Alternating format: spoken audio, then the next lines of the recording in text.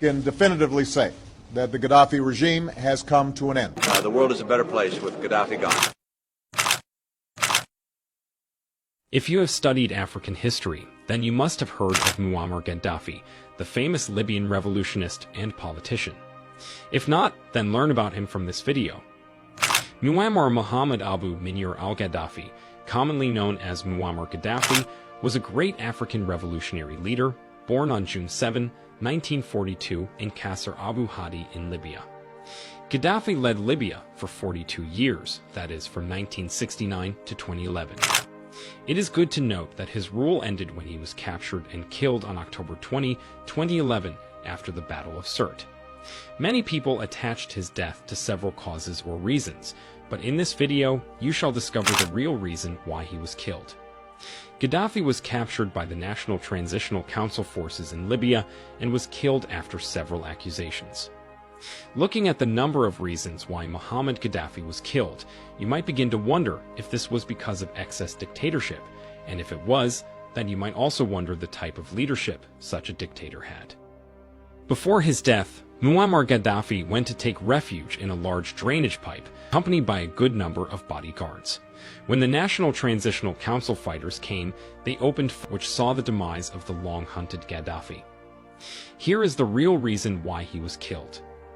As earlier mentioned, Gaddafi was killed after being accused of several actions, and attempts most especially his desire to put forth an African gold-backed currency known as the gold dinar.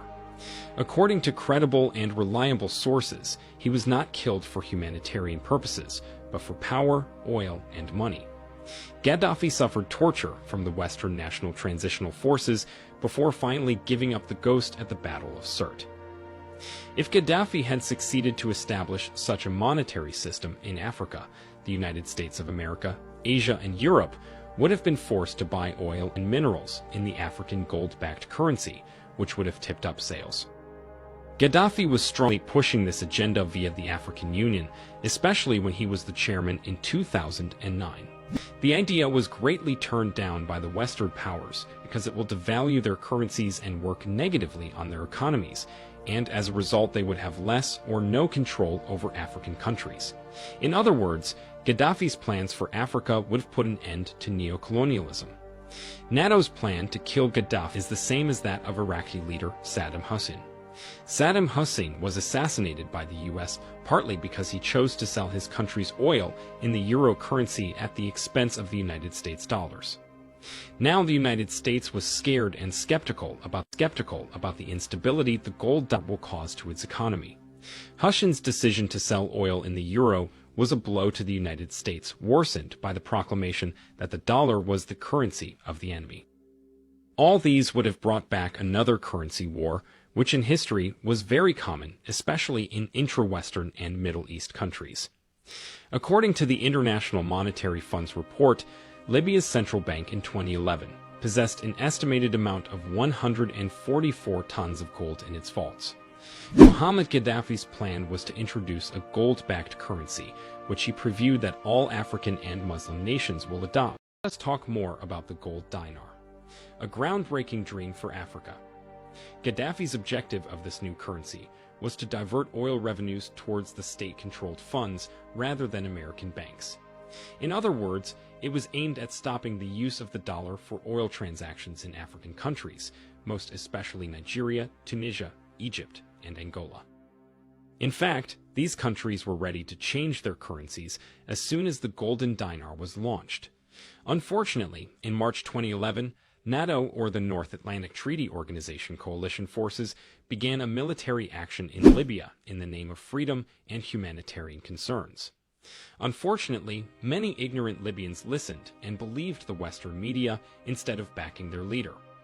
Gaddafi succeeded to rule Libya for over 42 years because he managed to gain support of many Libyan tribes by providing them with free water, almost free gasoline, free health system, as well as cheap and affordable education. Gaddafi's death marked the end of an African dream. Muhammad Gaddafi wanted to stay away from American influence in his oil transactions by using the golden dinar. He launched a project for this currency, and other African nations were ready to give him massive support. This was an African dream, but at the same time, it was going to be a nightmare for Western banking, which greatly benefits the USA and most European countries. The North Atlantic Treaty Organization's forces were involved in Gaddafi's capture, while the Libyan military were also on the ground to enhance defense. The NATO forces opened fire in a pipeline hideout where Gaddafi was seeking refuge, wounding him on the leg and back. According to one of the unnamed National Transitional Council fighters, one of Gaddafi's own loyalists also shot him, apparently to spare him from being captured. Few minutes later, as the fighting continued, Muammar Gaddafi was killed. Several videos related to his death were shown on television and circulated on the internet. The leader was killed alongside his son, Mu'tasim Gaddafi, and they were buried a few days after their assassination. Let's look at other reasons that led to the killing of Muammar Gaddafi. Besides all what you have watched about why Muammar Gaddafi was killed, there are also points from credible media sources that facilitated this process. As a strong and very dynamic leader, loved by the people of Libya, there were some things Gaddafi did for the people, which were not pleasing in the eyes of his opponents.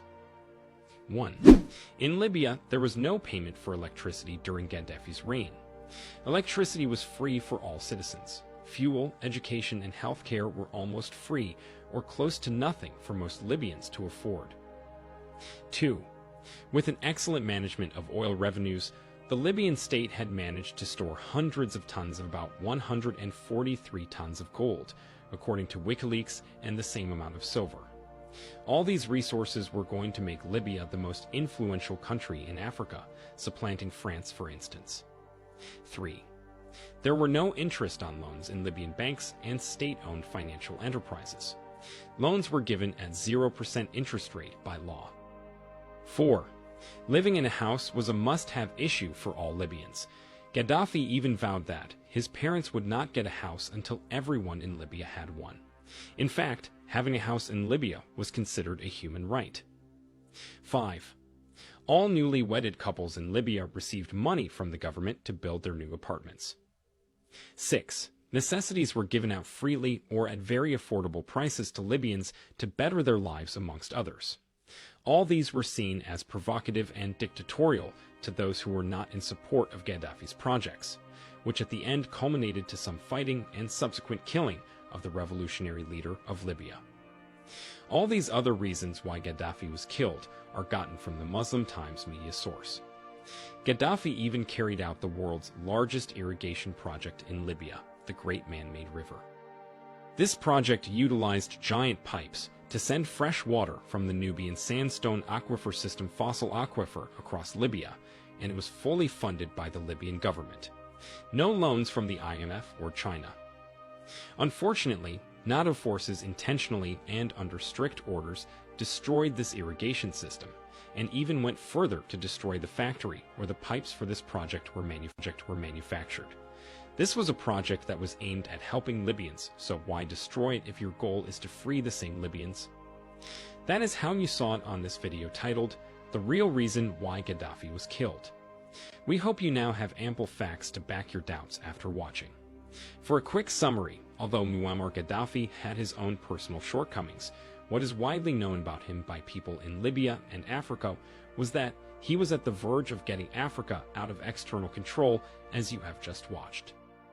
Many sources gave different ideas about the real reason why Gaddafi was killed, which normally were based on what they perceived about the whole situation of establishing a new currency in Africa. Several biographers and observers characterized Gaddafi as a populist. He was well known for appearing on screens severally to answer questions that people asked him. As a highly esteemed figure, Gaddafi dominated Libyan politics for 4 decades and was a subject of a pervasive cult of personalities. He was decorated with several awards and praised for his anti-imperialist stance, support for Arab and then African unity, as well as significant for the development of Libya. Gaddafi transformed Libya into a new socialist state in 1977. He officially adopted a symbolic role in governance, but remained head of both the military and the revolutionary committees responsible for policing and suppressing dissent. We have seen the assassinations of many African leaders who had the mission of freeing their people from Western influence or uniting Africa. Look at the likes of Patrice Lumumba of Congo, Sir Abubakar Tafawa Balewa of Nigeria, and Thomas Sankara, amongst others. History is just repeating itself, only the actors are changing. Africans must avoid external influence and work with their leaders to foster development in their countries.